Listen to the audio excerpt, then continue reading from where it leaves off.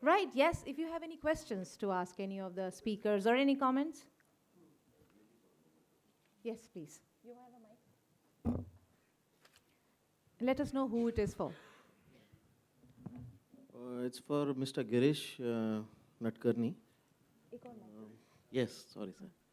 So, very well explained all your achievements and deals.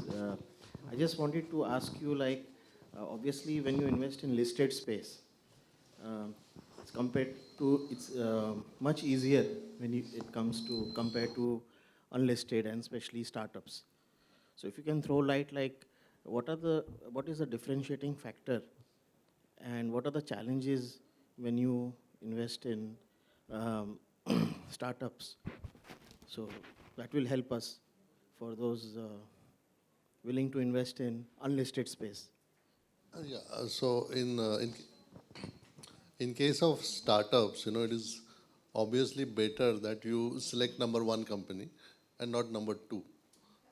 Even if it is at higher valuation, always go for number one because there's a high probability that it will survive.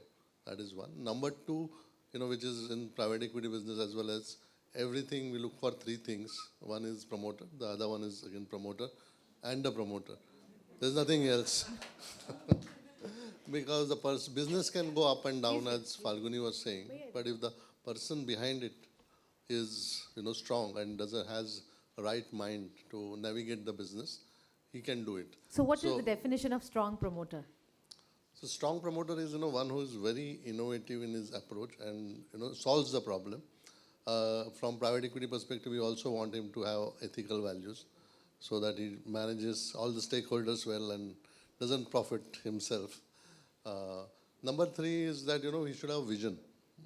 Most of the people do the business which is for 3 years, 4 years. Very few people we have seen that they have the vision. They know exactly what they want to do in 10 years.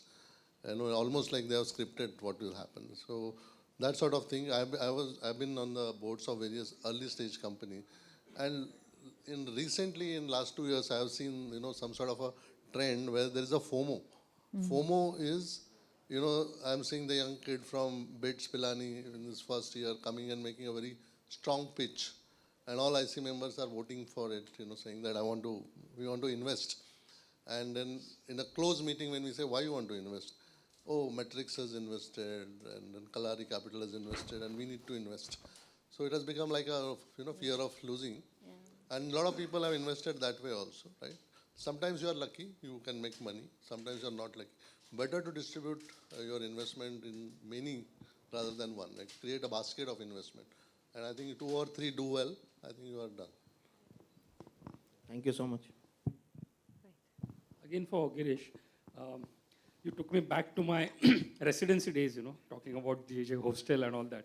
So whatever you spoke about the hostels and the big venture that you're doing, I thought it was only for the private institutions and private colleges.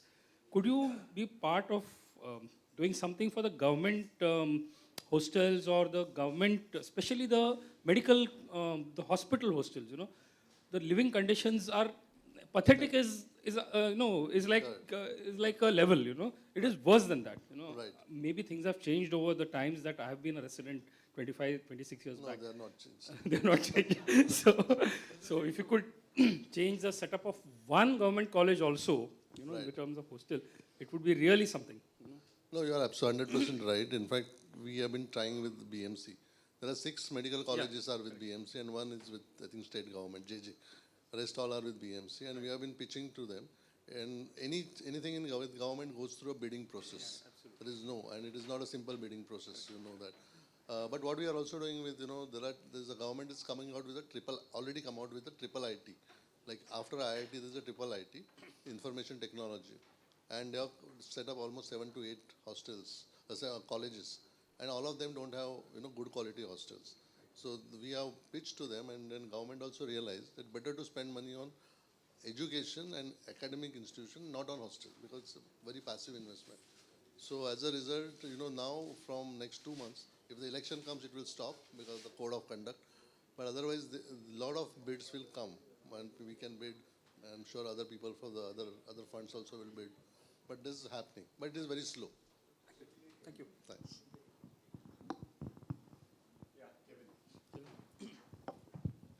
Thanks. All the speakers were phenomenally brilliant, very inspiration, very inspiring. My question is to Falguni.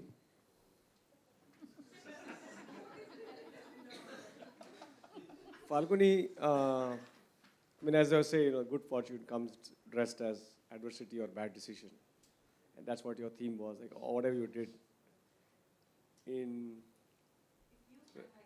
retrospect, it all proved to be great. In the middle of the COVID, just before that, rather, you called to ask me that should I buy those 2 machines, and I guided you not to, and you still went ahead and did it. Please tell me today that that was the best decision that you ever made in your life. Make me really very happy.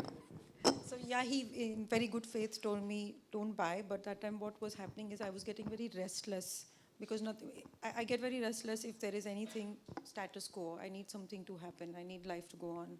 And I thought at best, what am I going to lose? Money. So I said, let me go ahead with it. And I did get a very good deal because nobody was buying at that time. So a lot of deals, what they gave us were good. So yes, I got it, and you will not believe both the machines came while there were no patients. And I went back home and I asked Devesh, how long do you think this is going to last? He said 2 years. I was like, you are kidding. He said, believe me, it's going to last for 2 years. But yes, it turned out to be good because I think they are really doing the best in my clinic today, both the lasers.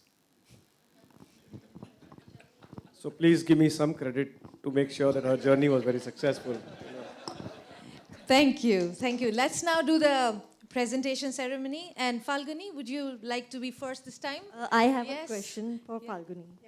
Can you tell us more about your skin product, like the best basic 3 products which we can go for? So my skin products are formulated on the concept of actives. Actives are what is absorbed into your skin over a moisturizer or anything, so it's directly absorbed. So my best 3 products as per it would be like choosing from your kids, but I like my vitamin C, the hyaluronic acid and the retinol. And of course, I will not call sunscreen as a product, I will call sunscreen as a necessity if you're using even one of these 3. So I think those are my top 4. You have to try them and buy them, right? Dr. Bhanushali can just stand up 2 minutes, introduce herself. Okay. She's a well-known nutritionist. Yeah, so thanks, Suresh. Myself, Dr. Suchita Bhanushali, and so met him today morning at the club, and he's like, you have to attend this session. I'm so glad that he told me about this talk, and it's wonderful, meeting so many wonderful people and inspiring stories. I'm glad I'm here. Thank you, Dr. Bhanushali. Thank you for attending.